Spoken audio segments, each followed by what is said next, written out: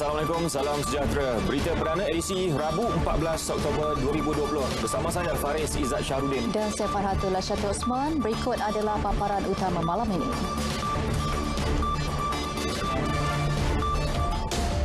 Pencapaian laksana pada tahap 69%. Golongan terjejas dibantu mengikut jadual.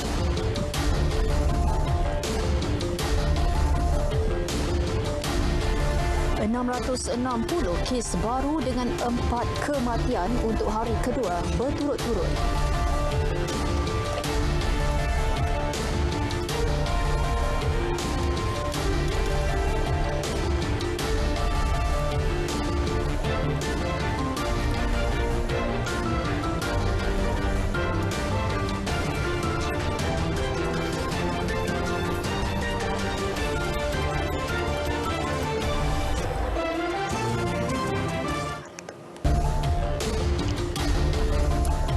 Pencapaian keseluruhan semasa penjana bagi pemberian tunai secara sekali bayar melibatkan pembayaran berjumlah RM655 juta. Pemberian tunai itu meliputi e-penjana, bantuan kepada golongan terjejas dan geran sekali bayar kepada pengendali taska dan tadika berdaftar. Menteri Keuangan Tengku Datuk Seri Zafrul Tengku Abdul Aziz dalam laporan laksana ke-25 menyatakan pencapaian pelaksanaan itu pada tahap 69%, iaitu mengikut jadual yang ditetapkan. Dan bagi inisiatif yang melibatkan pelaksanaan dalam jangka masa antara 3 hingga 6 bulan pula, seperti lanjutan subsidi upah, MY 30, Peka B40, Shop Malaysia Online dan lain-lain, ini melibatkan penyaluran sebanyak 4.38 bilion ringgit. Pelaksanaan adalah mengikut jadual pada tahap 56%. Ini adalah tahap yang memberangsangkan memandangkan insentif penjana dilaksanakan secara berfasa bermula antara bulan Jun dan September. Pemantauan proaktif akan terus dilakukan melalui unit laksana agar bantuan disalurkan dengan cepat dan efektif. Ini termasuk pakej Kita Prihatin yang diumumkan 23 September lalu. Tengku Datuk Seri Zafrul turut memaklumkan lebih 80% responden berpuas hati dengan pakej Prihatin yang dilaksanakan kerajaan. Daripada jumlah itu, 55% menyatakan tahap kepuasan yang tinggi, manakala 26% tahap kepuasan yang biasa. Bagi bantuan secara sekali bayar, Bantuan Prihatin Nasional BPN dan MySalam menerima markah kepuasan tertinggi, iaitu masing-masing 68% dan 66%. Bagi bantuan yang dilaksanakan di antara 3 hingga 6 bulan pula, kepuasan tertinggi adalah untuk program pengekalan pekerja di 70%, diikuti moratorium PTPTN 69% dan juga allowance untuk barisan harapan 69%. Dan moratorium pinjaman bank automatik serta diskaun elektrik, ini kedua-duanya 67%. Pelaksanaan pemberian internet percuma 1 GB pada tahap kepuasan 65%.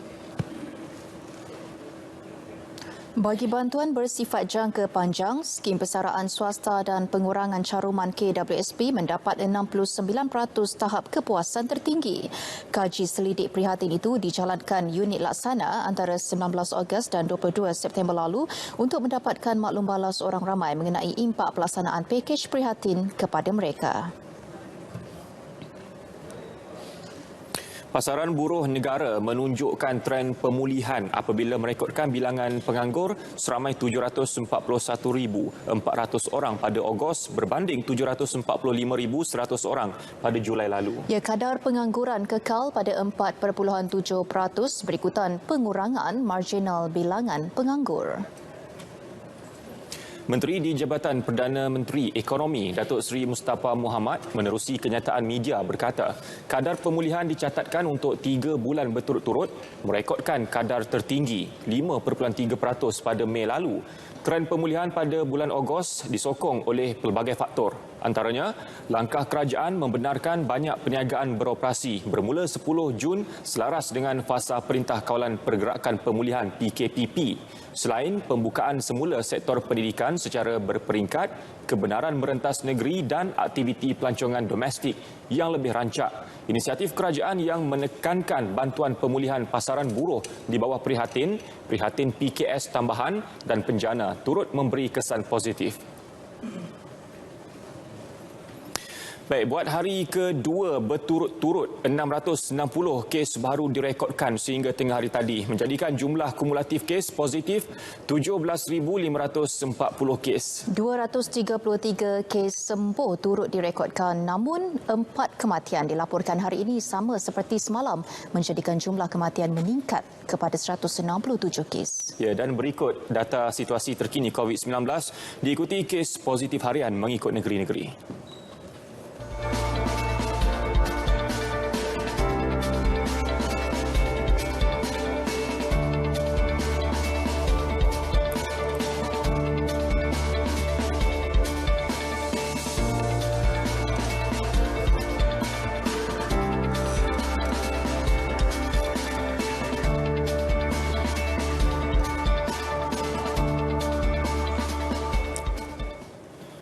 Satu kluster baru dikenali sebagai kluster kencana dilaporkan hari ini melibatkan beberapa daerah di dua negeri dan Kuala Lumpur. Di Selangor, di daerah terlibat adalah Hulu Langat, Petaling, Kelang dan Gombak. Di Johor pula melibatkan daerah Johor Bahru, Batu Pahat dan Pontian, manakala di Ibu Negara membabitkan kawasan Ceras. Kes indeks bagi kluster kencana dikenal pasti positif COVID-19 hasil saringan individu bergejala pada 7 Oktober lalu. Saringan kontak rapat telah mengenal pasti 16 lagi kes positif. Sehingga 14 Oktober 2020 jam 12 tengah hari, sejumlah 23 individu telah disaring di mana 17 kes dikesan positif COVID-19, 4 individu negatif dan 2 individu masih menunggu keputusan. Pertambahan kluster baru sejak kebelakangan ini menyebabkan beberapa daerah di Semenanjung menjadi zon kuning dan merah. Sehingga kini 52 daerah dikategorikan sebagai zon kuning dan 19 daerah zon merah. Hari pertama pelaksanaan Perintah Kawalan Pergerakan Bersyarat PKPB di Kuala Lumpur, orang ramai dilihat kekal mematuhi prosedur operasi standard SOP ditetapkan, khususnya bagi individu yang perlu merentas daerah selain pengunjung kompleks beli belah dan kedai makan. Wartawan Zehra Zamri ada laporannya.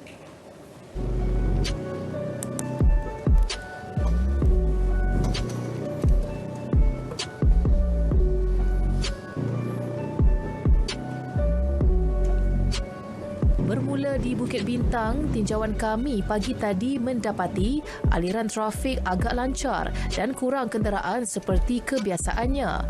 10 anggota polis dan 3 anggota tentera melakukan sekatan jalan raya SJR bagi memastikan SOP dipatuhi sepenuhnya. Menurut salah seorang anggota bertugas, tiada pemandu ditahan kerana mereka yang melakukan rentas daerah mempunyai dokumen kebenaran berbuat demikian. Terbukti pengalaman mengharungi PKP sebelum ini jadi pengajaran berguna. Selain Jalan Bukit Bintang, SJR diadakan di Jalan Lok Yu, Jalan Ampang, Jalan Pahang, Jalan Ipoh dan Jalan Kuching. Pasukan pemantau PDRM turut digerakkan bagi melakukan pemantauan ke premis-premis perniagaan berhampiran. Sementara itu, tinjauan kami di Jalan Masjid India mendapati premis perniagaan dibuka seperti biasa mengikut SOP ditetapkan. Seperti biasa, pelanggan akan diperiksa suhu badan, perlu meninggalkan butiran diri serta memakai pelitup separuh muka. Di restoran dan gerai makan, pelanggan mematuhi SOP iaitu hanya 2 orang dibenarkan bagi satu meja. Pelaksanaan PKPB yang memberi kelonggaran untuk aktiviti perniagaan beroperasi nyata memberi kelegaan buat peniaga. Pelanggan ada berbeza lah, berkurangan daripada sebelumnya. Mungkin COVID sekarang ni masih meningkat lagi. Itulah sambutan pun berkurangan pelanggan. Sekongkannya boleh meniaga lagi. Dapatlah menampung sikit belanjaan harian. Alhamdulillah lah, kami bersangka baiklah, baguslah sebab kita boleh meniaga lagi lah daripada sebelum ni. 3 bulan tak boleh meniaga kan, masa PKP dulu kan. Alhamdulillah lah, kami sokong lah. Yelah sebab COVID ni terlampau kes yang makin naik kan, dan kat 600 lebih, semua orang risau. PKPB di seluruh Kuala Lumpur, Selangor dan Putrajaya akan berkuat kuasa sehingga 27 Oktober ini. Bukan untuk menyusahkan tetapi demi kebaikan kita bersama bagi memutus rantaian jangkitan COVID-19. Kebanyakan masyarakat sudah mula memahami SOP PKPB yang dikuatkuasakan semula di Kuala Lumpur, Selangor dan Putrajaya hari ini, kerana kita telah pun melalui tempoh PKPB ini pada 4 Mei sehingga 9 Jun yang lalu. Sekiranya timbang tara antara kesihatan rakyat dan mata pencarian iaitu aspek ekonomi diseimbangkan, sudah pasti penularan jangkitan COVID-19 mampu dikawal semula. Ayo, jangan apa? Jangan leka, sama-sama kita ratakan semula lengkung jangkitan COVID-19 di negara ini. Sarah Zamri, Berita RTM. Baik, wartawan Muhammad Ashraf Ishak pula meninjau operasi perkhidmatan pengangkutan awam di Ibu Negara. Pada hari pertama PKPB dilaksanakan, perkhidmatan bas, LRT, komuter, monorail dan MRT tetap beroperasi seperti biasa.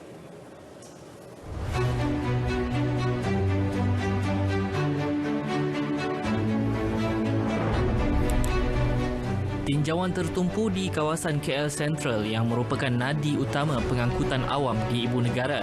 Dari kawasan itu, kami bergerak menaiki transit aliran ringan LRT menuju ke stesen LRT Pasar Seni.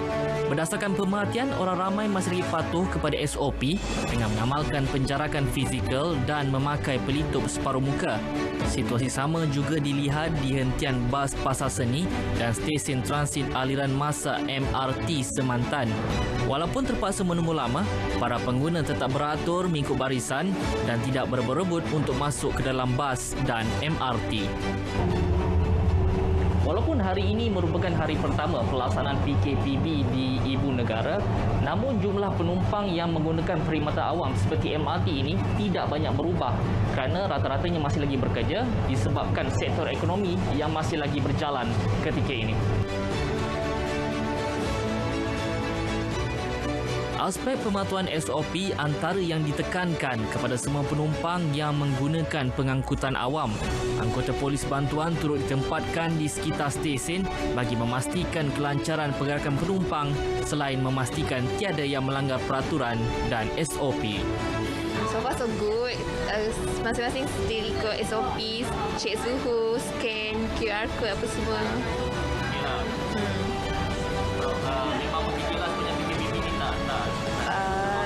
Still bekerja juga sebab dah dapat surat kan. Sementara ni tak sangatlah sebab kita ikut kita punya government punya ni polisi. Okey, mana yang patut dah kita ikutlah. Dia cakap yang nak keluar dari Selangor ada surat kerja apa semua kan. Kita bawa surat itu macam semualah. Perintah itu semua. Tak, sementara ni tak terjejas sangatlah, tapi kita ada kena potong masa lah. Biasa pukul 12, sekarang sama terhad sikit lah. Okey lah. Tadi saya tengok sampai sekarang banyak okey. Banyak elok. Good, ada good punya elok. Ada cek. Ada cek sikit lah. Tengok saya punya online.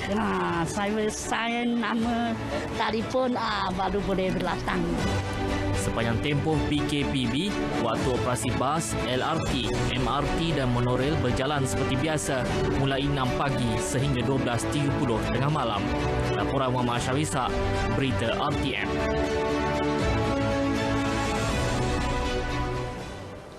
Di Putrajaya, 4 sekatan jalan raya diadakan bagi memastikan orang ramai patuh arahan PKPB. Tinjauan mendapati arahan masih dipatuhi dan tiada individu ditahan mahupun diarah berpatah balik. Kebanyakannya keluar atas urusan kerja dan mempunyai surat kebenaran bekerja daripada majikan masing-masing. 4 lokasi sekatan jalan raya melibatkan Persiaran Utara menghala ke Kajang, Persiaran Utara menghala ke Puchong, Persiaran Selatan menghala ke Dengkil dan Lebuh Sentosa menghala ke Ibu Negara. Keadaan lalu lintas juga sedikit lengang berbanding ketika waktu PKPP. Baik, ini adalah salah satu lokasi sekatan jalan raya ataupun SJR yang dibuat di Putrajaya ini, iaitu ini di Lebuh Sentosa menghala ke Ibu Negara. Saya dimaklumkan oleh anggota dan juga pegawai polis yang bertugas di SJR ini bahawa pemeriksaan dilakukan untuk mengesan sama ada individu yang memakai gelang berwarna merah jambu keluar ataupun ada terdapat lebih daripada 2 penumpang dalam sebuah kenderaan. Tapi rata-ratanya mereka yang keluar ini adalah untuk bekerja dan telah pun mendapat surat kebenaran oleh majikan masing-masing. Setakat ini, sejak PKPB mula berkuat kuasa tengah malam tadi sehingga kini, masih lagi tiada sebarang tangkapan ataupun tahanan ataupun kenderaan yang diarah berpatah balik kerana semuanya masih lagi mematuhi arahan yang dikeluarkan. Selain itu, saya turut melakukan tinjauan di sekitar bangunan pentadbiran dan kementerian di Putrajaya. Beginilah keadaannya.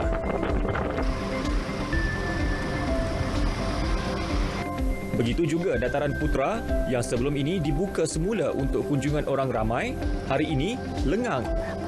Masjid Putra turut ditutup. Medan Selera di Presin 9 yang sebelum ini menjadi tumpuan warga sekitar untuk makan tengah hari juga kurang pelanggan.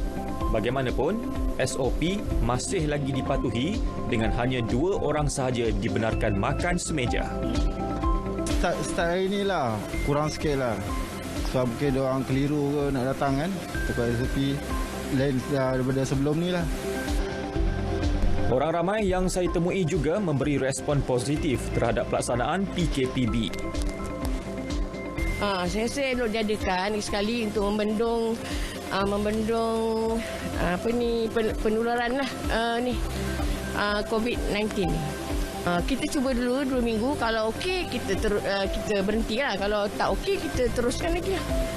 Bagus juga lah PKPB bukan PKPD. Sebab at least yang mana orang yang ni tak adalah pecangan mesti boleh pergi kerja. Yang kita risau sekarang ni takut mana-mana company yang dia orang start buang kerja balik tu yang teruk sikit. Mungkin tak ada terkesan sangat sebab kita orang punya bidang pun lebih kepada bahagian kesihatan. So InsyaAllah tak ada apa-apa ni lah. Tak ada apa yang terkesan. Pelaksanaan PKPB bertujuan membendung penularan COVID-19. Namun keberkesanannya bergantung kepada kesediaan rakyat mematuhi SOP ditetapkan. Jadikan penggunaan aplikasi MySejahtera sebagai amalan norma baharu untuk membantu kerajaan memutuskan rantaian penularan COVID-19. Faris Izzat Syahrudin, Berita RTM. Baik, di Selangor, wartawan Jailbird Robert meninjau pematuhan SOP dalam kalangan peniaga.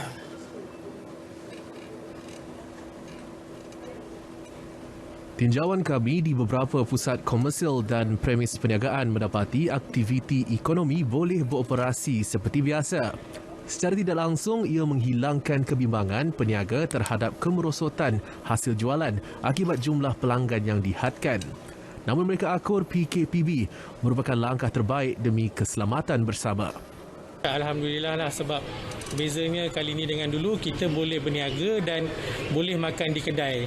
Cuma syarat dia 1 meja 2 orang. Pada kita yang penting pematuhan SOP itulah yang kita perlu ikut lah.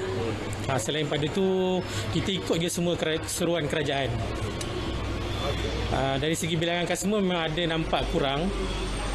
Tapi apapun, kita sebagai peniaga kita cuba buat yang terbaik lah. Kita dah lalui semua ni. Saya harap kita semua boleh. Kita dah lalui. Jadi cuma kita one step back. Tak bermakna kita akan turun mundur lah. Jadi kita jaga kita tu, kita mesti menang jugalah. InsyaAllah. Menurut saya, kalau misalkan macam ini, okey lah, bagus masih lagi kan. Sebab kita pun nak kurangkan dari COVID-19 ni kan. Sebab memang perlulah dilaksanakan juga. Kita pun harus patuh dengan SOP yang ada kan. Terima kasihlah kepada kerajaan yang buat SOP ni. Sebab untuk menghalang coronavirus. So jadi kita kena patuhi arahan kerajaan lah. Aktiviti pengimarahan masjid dan surau di Shah Alam juga ditutup selaras penangguhannya seperti diumumkan Jabatan Agama Islam Selangor JAIS. Fasiliti sukan dan rekreasi turut ditutup bagi mengelak aktiviti fizikal berkumpulan.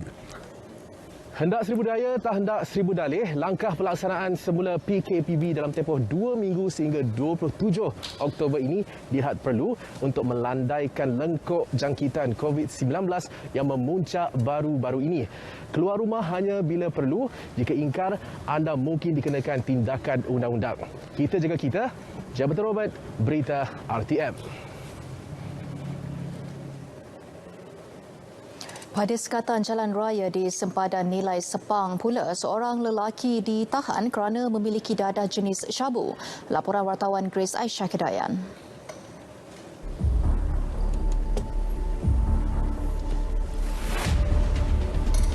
Memandu dalam keadaan mencurigakan, lelaki berusia 40 tahun dari Melaka itu dalam perjalanan untuk menghantar barang ke sebuah pasaraya di Nilai. Dia juga menunjukkan dokumen perjalanan yang sah sebagai penghantar barang. Ketika sekatan jalan raya dijalankan, pihak polis telah menahan seorang pemandu yang disyaki membawa barang larangan, iaitu syabu. Dan dijumpai ketika pemeriksaan dijalankan, dijumpai barangan larangan itu dijumpai di pelapik alas kaki kereta ini. Anggota polis menjalankan pemeriksaan pada badan suspek dan menjumpai satu paket plastik lot sinar berisi dadah jenis syabu seberat kira-kira 0.6 gram. Suspek dibawa ke IPD Sepang dan disiasat mengikut Seksyen 12-2 Akta Dadah Berbahaya 1952 kerana memiliki dadah. Suspek bagaimanapun tiada rekod jenayah lampau. Dalam pada itu, berikutan pelaksanaan PKPB yang berkuat kuasa hari ini, Ketua Polis Daerah Sepang, Assistant Commissioner Wan Kamarul Azran Wan Yusof berkata, 4 sekatan akan diadakan di sempadan negeri itu sehingga 27 Oktober ini. Antaranya di Bandar Baru Salak Tinggi menuju ke Nilai, Pekan Salak menghala ke Nilai, laluan LBJ menuju ke Seremban dan sekatan Obenteng di hadapan Balai Polis Sungai Pelik. Setakat ni kita tak ada arahkan mana-mana kenderaan untuk berpatah balik. Sebab kita ini adalah hari pertama dan mungkin juga memberikan masalah kepada pengguna jalan raya. Dan at this moment, kesemua lori yang melalui sekatan jalan raya ni kita akan bagi pelepasan. Manakala kenderaan awam ada yang menunjukkan dia punya pas kerja, ada yang menunjukkan surat daripada majikan, so kita lepas. Sehingga jam 5 petang, 628 permohonan bagi pergerakan keluar masuk melalui Lebuh Raya Utara Selatan diterima. Grace Aisyah Kedayan, Berita RTM. Bapa bunuh bayi dipercayai pengikut ajaran sesat. Rinciannya seketika nanti.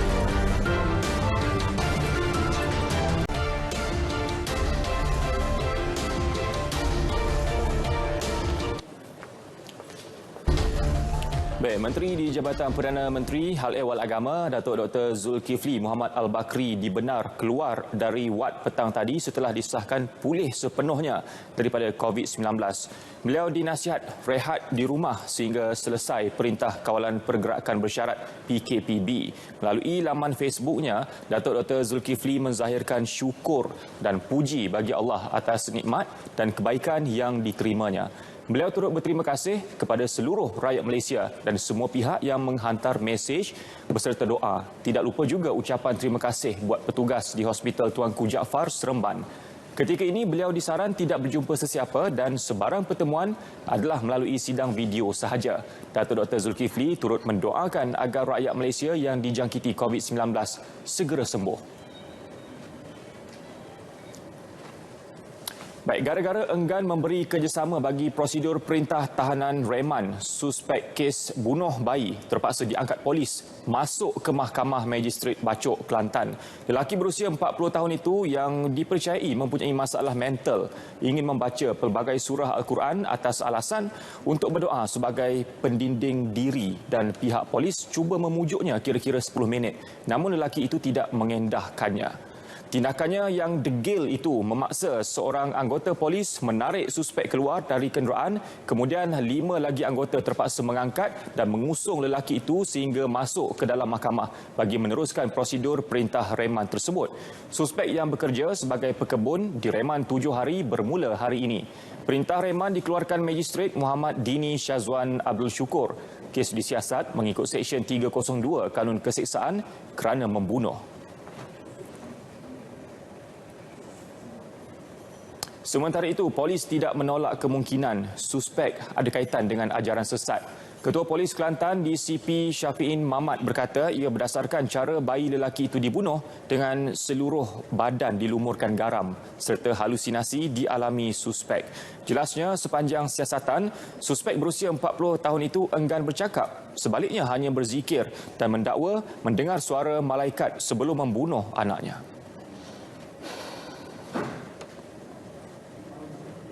Untuk makluman juga, selain daripada suami, isteri juga turut ditangkap. Dan sekarang ni isteri dia masih dalam keadaan trauma dan ditahan di hospital. Pihak polis masih menyiasat penglibatan suspek dengan lain-lain sama ada lain-lain ajaran dan sebagainya. Kerana cara dia bunuh anak dia tu dengan melumur garam dan sebagainya, macam ada sesuatu yang tidak kena. Beliau ditemui pemberita di Kota Baru. Semalam, seorang bayi lelaki berusia 8 bulan ditemukan mati dalam keadaan menyayat hati, dipercayai dibunuh bapa kandung menggunakan objek tumpul. Laporan bedah siasat mengesahkan punca kematian disebabkan berlaku hentakan di kepala. Ketika ini, polis masih menunggu laporan kimia sama ada suspek mempunyai masalah mental atau sebaliknya. Ujian air kencing terhadap pasangan suami isteri itu mengesahkan mereka negatif dadah.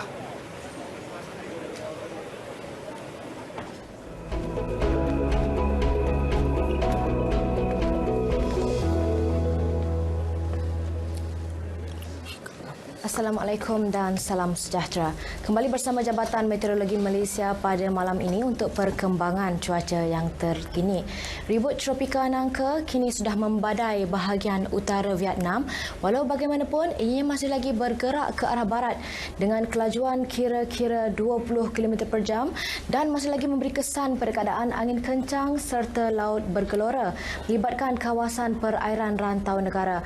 Oleh itu, Jabatan Meteorologi Malaysia masih lagi mengekalkan amaran angin kencang dan juga laut bergelora kategori kedua melibatkan kesemua kawasan perairan yang telah ditandakan dengan warna jingga ini, manakala amaran angin kencang dan juga laut bergelora kategori pertama pula masih lagi dikekalkan untuk kesemua kawasan perairan yang telah ditandakan dengan warna kuning, termasuklah kawasan perairan negeri Perlis, Kedah dan juga kawasan perairan Sabah Barat yang dijangka akan berkuat kuasa sehingga ke lewat malam ini, itu sehingga 15 Oktober 2020. Dan sepanjang tempoh amaran ini berkuat kuasa, keadaan perairan ini masih lagi berbahaya untuk semua aktiviti perkapalan dan juga pantai, termasuklah menangkap ikan, perkhidmatan feri, bot-bot kecil, sukan laut serta rekreasi laut. Walau bagaimanapun, Jabatan Meteorologi Malaysia juga akan sentiasa memantau dan juga mengemas keadaan perairan ini dari semasa ke semasa. Baik, menerusi paparan imej kamera radar yang terkini pula, diperhatikan keadaan hujan lebat beserta ribut petir yang berlaku sejak dari petang tadi melibatkan kawasan negeri Pahang kini sudah mula beransur reda dan dijangka akan bergerak keluar ke kawasan perairan sepenuhnya dalam tempoh sedikit masa sahaja lagi. Di negeri Sabah dan juga Sarawak pula, keadaan cuaca lembap ketika ini lebih tertumpu melibatkan bahagian barat serta pedalaman negeri Sarawak, juga melibatkan hampir kesemua bahagian di negeri Sabah yang dijangkakan boleh berterusan sehingga ke lewat malam nanti. Baik, ini sahaja ramalan cuaca yang dapat saya kongsikan pada malam ini. Berikut pula merupakan ramalan cuaca bagi bandar-bandar utama di seluruh Malaysia untuk sepanjang pagi esok. Sekian dahulu dari Jabatan Meteorologi Malaysia, saya Atikah Marziah. Assalamualaikum dan salam sejahtera.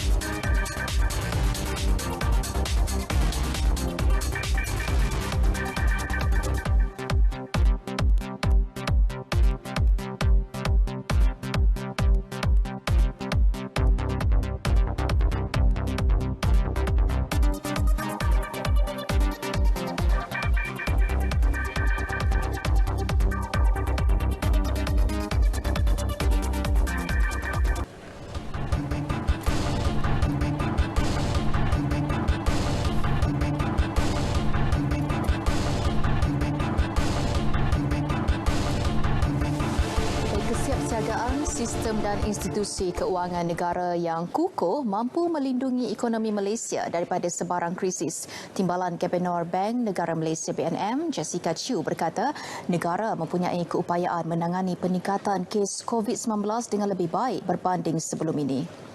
Jelasnya sistem perbankan semasa jauh lebih kukuh berbanding ketika krisis keuangan Asia pada 1997-98. Nisbah modal dicatat 18% berbanding 10% ketika krisis tersebut didorong piawaian pemberian pinjaman lebih yang teguh. Pasaran bon negara yang lebih membangun juga telah mengurangkan kebergantungan ekonomi kepada pendanaan sistem perbankan. Dasar pengawal seliaan dan pemantauan bank pusat pula bersifat bebas sekaligus tidak terjejas oleh sebarang perkembangan politik. Syarikat Malaysia Airlines Berhad MAB disaran melaksanakan langkah penstrukturan semula bagi menyelamatkan syarikat itu yang dibelenggu krisis keuangan. Walaupun ia pernah dilaksanakan sebelum ini, namun langkah ini perlu dalam mengurangkan kos operasi syarikat penerbangan itu. And at the moment, they are trying to renegotiate with suppliers, in particular leasing companies, to try to get better terms and better rates.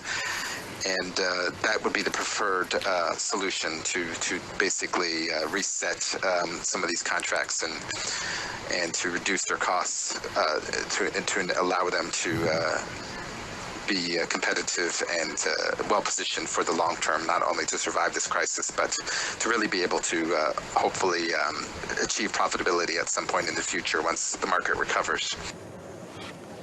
Katanya keadaan mencabar ini turut memberi kesan sama kepada pemain industri di seluruh dunia. Ini menuntut semua syarikat tersebut untuk melaksana penstrukturan semula keuangan bagi menampung kerugian yang ditanggung sepanjang pandemik COVID-19. Khamis lalu, Menteri Keuangan Tengku Datuk Seri Zafrul Tengku Abdul Aziz menegaskan kerajaan tidak merancang untuk menyuntik sebarang dana bagi membantu menyelesaikan kemelut yang melanda MAB ketika ini.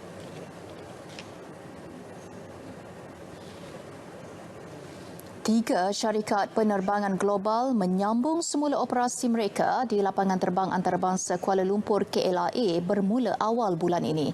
Ketua Pegawai Eksekutif Kumpulan Malaysia Airports Holding Berhad MAHB, Datuk Muhammad Syukri Muhammad Saleh berkata, penyambungan operasi itu didorong keyakinan terhadap langkah-langkah keselamatan COVID-19 yang berkesan di KLIA. Datuk Muhammad Syukri dalam satu kenyataan menjelaskan tiga syarikat tersebut adalah British Airways, Oman Air dan Ethiopian Airlines. Sementara itu, lapangan terbang di negara ini juga terus menyaksikan peningkatan bulanan dari segi jumlah penumpang dan aliran trafik. Pada September lalu, aliran trafik atau jumlah pergerakan penumpang udara meningkat 19% daripada bulan sebelumnya kepada 1.7 juta penumpang. Manakala pergerakan pesawat menokok 9.8% kepada 27,010 penerbangan. Dalam pada itu, operasi MAHB di lapangan terbang antarabangsa Sabiha Gökçen Istanbul mencatat hampir 2 juta penumpang bulan lalu dengan 5 syarikat penerbangan antarabangsa beroperasi. Ini menjadikan pergerakan penumpang bagi lapangan terbang kendalian MAHB berjumlah 3.5 juta. Baik, seterusnya untuk perkembangan sukan malam ini kita akan bersama dengan Fazli Ibrahim. Silakan.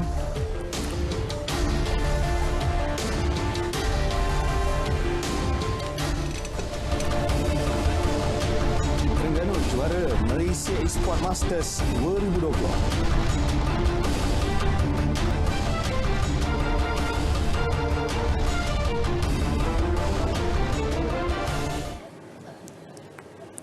Terima kasih Faris dan juga Fatul. Segmen sukan kita mulakan dengan perkembangan sukan elektronik.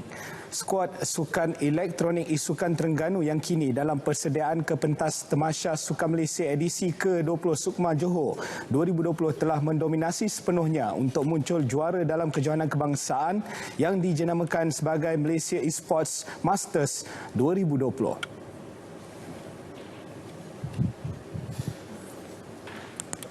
Tambah manis buat pasukan di bawah naungan Majlis Sukan Negeri Terengganu MSNT sepenuhnya itu. Mereka berjaya mengekalkan rekod tanpa kalah dari pusingan pertama sehingga perlawanan akhir. Kejohanan anjuran Kementerian Belia dan Sukan KBS yang berlangsung secara dalam talian mempertaruhkan acara Mobile Legend Bang Bang MLBB memperlihatkan aksi cemerlang Terengganu untuk menewaskan wakil dari Negeri Sembilan Sayan Nogori pada perlawanan akhir. Kejohanan ini yang telah menghimpunkan 15 pasukan terbaik dari seluruh negara. Platform kejohanan ini juga menjadi tumpuan sebagai serampang 2 mata program latihan buat pasukan-pasukan persediaan ke Sukma Johor 2020. Tempat ketiga disandang oleh wakil dari Kuala Lumpur setelah menewaskan wakil dari Pulau Pinang. Di Sukma Johor 2020 nanti, Mobile Legend Bang Bang merupakan salah satu acara yang bakal dipertandingkan menawarkan 5 pungutan pingat keseluruhan. Kemenangan ni tidak memberikan kesesaan pada pasukan Sukma Terengganu sebab kita masih ada lagi 6 bulan sebelum menjelang Sukma 2020 di Johor, dan dalam masa 6 bulan tu kita sangat berhati-hati dengan pasukan lain. Jadi kemenangan kejohanan e-sport master di peringkat negeri Terengganu dan Kebangsaan ni memang tidak memberikan kesesaan kepada pasukan Sukma Terengganu. Tapi ini mungkin permulaan untuk Sukma 2020. Badminton cabaran ranking junior kebangsaan 2020 yang telah berlangsung selama 2 hari dan dikhabarkan terpaksa ditunda ekoran Perintah Kawalan Pergerakan Bersyarat PKPB disambung semula petang tadi. Niaisha Muhammad Kamarul menamatkan saingan peringkat kumpulan A di kedudukan teratas dengan 3 mata selepas tamat kesemua 3 perlawanan. Di perlawanan terakhir, pemain kelahiran Johor itu menundukkan pilihan pertama Ko Jin Wen dalam aksi 3 set 21-18, 22-24, 24-22. Dalam kumpulan B, giliran Ong Zin Yi memimpin carta kedudukan selepas mengumpul 4 mata. Kedudukannya masih belum selesa kerana Siti Nur Syuhaini Azman berada di kedudukan kedua dengan 3 mata tetapi kurang 1 perlawanan. Perseorangan perempuan kumpulan C menjadi milik Carmen Ting yang mengumpul 3 mata, manakala kumpulan D menjadi milik Syahina Syahidi yang mengumpul juga 3 mata, 1 mata di depan Nur Akilah Maisarah Ramdan. Aksi perserangan lelaki pula memperlihatkan kesabaran. Ong Zhen Yi terbalas apabila merampas kedudukan pendahulu daripada Ong Ken Yon. Ia susulan kekalahan 22-24, 10-21 Ong Ken Yon kepada Jackie Kok Jing Hong pada perlawanan sesi petang, manakala Ong Zhen Yi mengekalkan rekod tanpa kalah selepas menewaskan V Pupati 21-11, 21-13. Eugene Iwi Ion pula mendominasi kedudukan bagi kumpulan B perseorangan lelaki selepas turut sama mengekalkan rekod tanpa kalah dalam kesemua 4 perlawanan setakat ini sekaligus mengumpul 4 mata. 1 mata dibezakan dengan Muhammad Adam Shah. Lok Hong Kwan mengungguli kumpulan C manakala Lim Wei Ho mengetuai carta bagi kumpulan D. Bergula lelaki pula masih kekal didominasi pasangan Beh Chun Meng, Goh Bun Zi mengekalkan rekod kemenangan 100%. Selepas beraksi 3 perlawanan termasuk kemenangan ke atas Choi Jian Sheng, Wong Vin Sian dalam switch set 21-17, 21-10. Terdahulu, mereka menang ke atas gandingan Kok Jia Cheng, Oi Yi Hen dalam pertarungan 3 set 21-14, 19-21, 21-7. Manakala bergu wanita, Cheng Suyin, Goh Pei Ki mendominasi carta selepas menang ke atas Cheng Sui Hui, Zin Jili 21-11, 21-13. 3 pemain teratas perseorangan lelaki dan 2 pemain teratas bagi kategori perseorangan wanita di setiap kumpulan akan layak beraksi ke peringkat playoff dan akan beraksi dengan pemain-pemain senior. Ini merupakan pertandingan pertama yang dilangsungkan secara tertutup melibatkan pemain-pemain remaja selepas dibenarkan kembali menjalani latihan secara berperingkat di Akademi Badminton Malaysia ABM Bukit Kiara pada Julai lalu.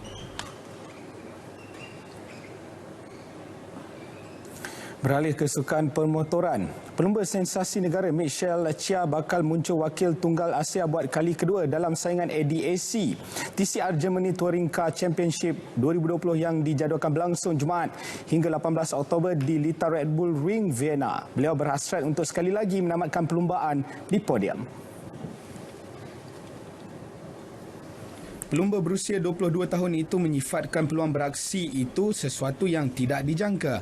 Tawaran diterima menerusi panggilan telefon Selasa lalu bagi menggantikan Nico Gruber, pelumba pasukan Hyundai Tim Engsler yang tidak dapat menyertai saingan ekoran masalah pribadi. The moment I got the call from the team, and he told me that he had very good news for me, and he told me that it was going to be a drive this coming week.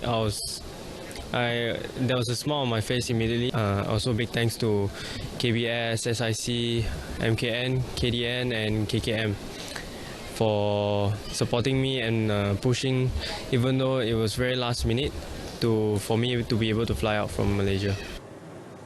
Beliau ditemui sebelum berlepas ke Vienna di lapangan terbang antarabangsa Kuala Lumpur awal pagi tadi. Pelumba kelahiran Kuala Lumpur itu mengakhiri kejuaraan ini bagi musim 2019 di tempat kedua bersama pasukan Volkswagen. Dalam pada itu bapanya, Anthony Chia gembira namun sedikit bimbang ekoran situasi pandemik COVID-19 yang tidak menentu di Eropah. Beliau juga sedih kerana ia merupakan perlumbaan pertama Michelle tanpa kehadirannya. He's big enough to go alone, so a bit worrying because of the pandemic. So especially when you're going overseas and the cases are high, not as safe as Malaysia. Yeah, so if he has to go, I never miss his race. Bring the trophy home. Beliau bagaimanapun yakin Michelle mampu melakar kemenangan. Konfederasi Hoki Malaysia KHM akan meneruskan sesi latihan skuad hoki latihan kebangsaan serta skuad projek khas lelaki dan wanita. Keputusan itu dicapai selepas pengurusi jawatankuasa pengurusan pasukan kebangsaan Dato' Ahmad Najmi Abdul Razak melakukan perbincangan bersama Majlis Sukan Negara MSN dan jawatankuasa pengurusan pasukan kebangsaan. Dalam kenyataan yang dikeluarkan di laman sesawang KHM, kebenaran itu adalah bagi meneruskan sesi latihan di padang dan gimnasium sepanjang tempoh Perintah Kawalan Pergerakan Bersyarat PKPB yang bermula hari ini. Semua atlet kebangsaan yang terlibat dengan latihan terbabit bakal ditempatkan di asrama MSN sepanjang tempoh PKPB bagi memastikan aktiviti dan pergerakan mereka dipantau. Bukan itu sahaja, sepanjang tempoh berkenaan, atlet dan jurulatih tidak dibenarkan untuk berinteraksi dengan individu luar termasuk liputan media. KHM turut mengingatkan atlet serta barisan kejurulatihan untuk menjaga keadaan kesihatan dengan baik dan dinasihatkan untuk memaklumkan kepada MSN sekiranya mengalami tanda-tanda dijangkiti COVID-19. Pemain muda negara Lokman Hakim Samsudin muncul wira skuad bawah 21 tahun KV Kortrijk selepas gol tunggalnya berjaya menewaskan KVSO via skuad Wilrik 1-0 pada aksi kumpulan 2 Liga Belgium bawah 21 tahun. Menerusi satu video yang dikongsikan Bulls.tv, gol tunggal perlawanan dijaringkan Lokman Hakim menerusi tandukan pada minit ke-83. Ini merupakan kemenangan keempat KV Kortrijk selepas mengharungi 6 perlawanan dan menyaksikan kelab ini kini berada pada kedudukan keempat dengan mengumpul 14 mata. Lokman Hakim berlepas ke Belgium Ogos lepas menandatangani kontrak 5 tahun bersama KV Kortrijk yang dimiliki ahli perniagaan Malaysia Tan Sri Vincent Tan. Kita berpisah seketika, seterusnya kembali bersama dengan rakan gandingan saya Faris dan juga Fahatul. Silakan. Selamat malam.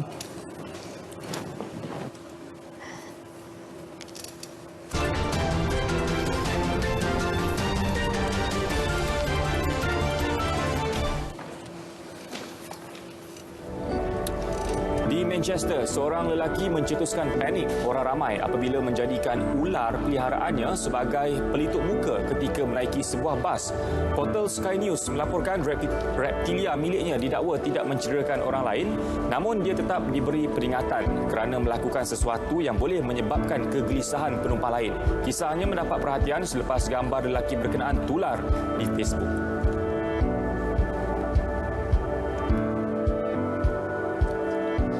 Ini pula tular, sebuah video menunjukkan pandangan indah kumpulan ikan pari di sebuah lautan. Video yang dibuat naik menerusi laman sosial itu dirakam menggunakan drone dari sudut yang tinggi.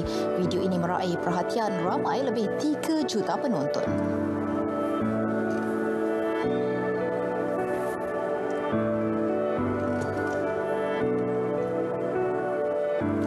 Seorang gadis dari Texas, Amerika Syarikat mencipta 2 Guinness World Record apabila diiktiraf menjadi wanita dan remaja yang memiliki kaki terpanjang. Maki Curran, 17 tahun, memiliki kaki kiri sepanjang 135 cm, manakala 134 cm untuk kaki kanan. Keunikan Curran menjadikannya terkenal di laman sosial dan sehingga kini memiliki 1.7 juta pengikut di TikTok manakala 50,000 pengikut di Instagram.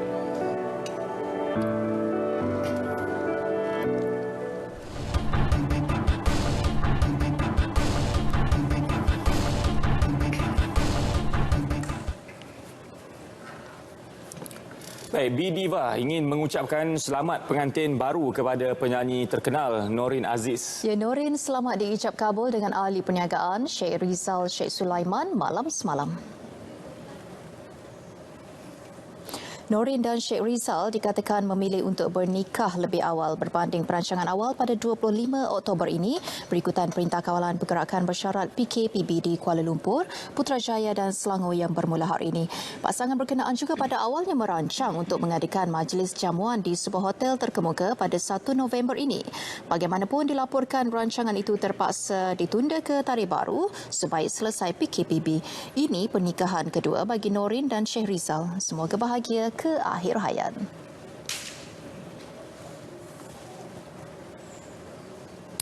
Pengarah terkenal Syamsul Yusof membuat laporan polis di Balai Polis Taman Melawati petang semalam setelah menerima ugutan daripada individu tidak dikenali menggunakan akaun palsu di Instagram. Ugutan berkaitan maruah diri dan keselamatan keluarganya itu diterima seminggu lalu dan Syamsul menganggap ia terlalu serius untuk diabaikan. Saya tak tahu kan musuh saya apa, saya tak tahulah saya ada musuh ke apa. Tapi like I said, it's too much kan. Dan buat pengetahuan semua juga, saya terpaksa ambil tindakan ni sebab dah semakin melampau lah. Sebab saya realise semenjak Satu Malaysia tahu kan isu saya dan juga isteri saya Putri Sarah kan sekarang ni tengah, kami ada masalah krisis rumah tangga sekarang yang tengah perlu diselesaikan, yang saya pun pening. Tapi masalahnya dalam masa yang sama ni juga fake account ni makin menjadi-jadi kan, makin menjadi-jadi, makin banyak pula di antara ni makin apa berani dia mengugut saya, nak aibkan saya lah, Photoshop lah apa semua. So saya tak boleh berdiam diri lah kan, saya memang dah nekat dah kan, no more Mr. Nice Guy lah. Syamsul turut meminta mana-mana pihak yang tidak berpuas hati dengannya agar bersemuka dan tidak mengganggu kehidupan isteri serta 2 anaknya. Berita perdana edisi 14 Oktober 2020 berakhir di sini. Bersama-sama kita terus mengekang penularan COVID-19. Paling utama, amalkan mengimbas My Sejahtera di mana jua anda berada. Assalamualaikum. Salam hormat, jumpa lagi.